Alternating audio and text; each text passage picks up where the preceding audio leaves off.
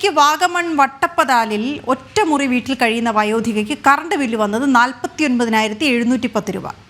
പരാതിയുമായി KCB ഓഫീസിനെ സമീപിച്ചെങ്കിലും ഫലമുണ്ടായില്ല.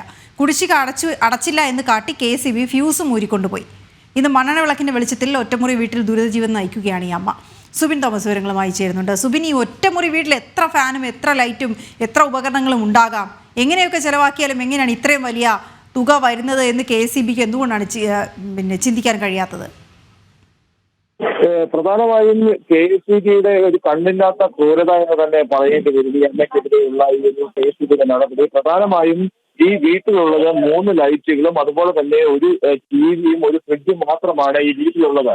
ഈ വീട്ടിൽ മുമ്പ് കറണ്ട് ബില്ല് വന്നുകൊണ്ടിരുന്നത് ഏകദേശം 200 രൂപ 400 രൂപയ്ക്കാണ് കറണ്ട് ബില്ല് വന്നുകൊണ്ടിരുന്നത്. പക്ഷേ കഴിഞ്ഞ 2 മാസം മുമ്പാണ് ഇത്തരത്തിൽ 49,710 രൂപയുടെ ഒരു ബില്ല് ഈ വയോധികയായിട്ടുള്ള അന്നമ്മയെ തേടിയെത്തിയത്.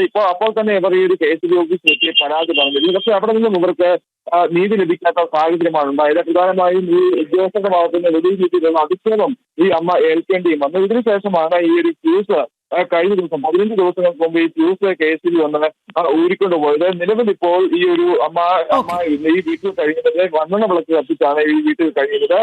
KCB ഉദ്യോഗസ്ഥർ പറയുന്നത് ഈ ഒരു മീറ്റർ റീഡ് ചെയ്തിരുന്ന ആൾക്ക് വന്ന പിശക് കൊണ്ടാണ് ഇത്തരത്തിൽ ഒരു കുടിശ്ശിക ഉണ്ടായത്. അതുകൊണ്ട് ഈ കുടിശ്ശിക അടയ്ക്കുക തന്നെ ശരി സുബിൻ, ഏതായാലും അവിടെ ജനപ്രതികളും മറ്റും ഇടപെട്ട് വളരെ പെട്ടെന്ന് തന്നെ ഈ അമ്മയുടെ ദുരിത ജീവിതത്തിന് ഒരു പരിഹാരം ഉണ്ടാക്കി കൊടുക്കട്ടെ. നമുക്ക് കരുതാം. അതിനെ ഈ വാർത്ത മുന്നിലോട്ട് വയ്ക്കുകയും ചെയ്യുന്നു.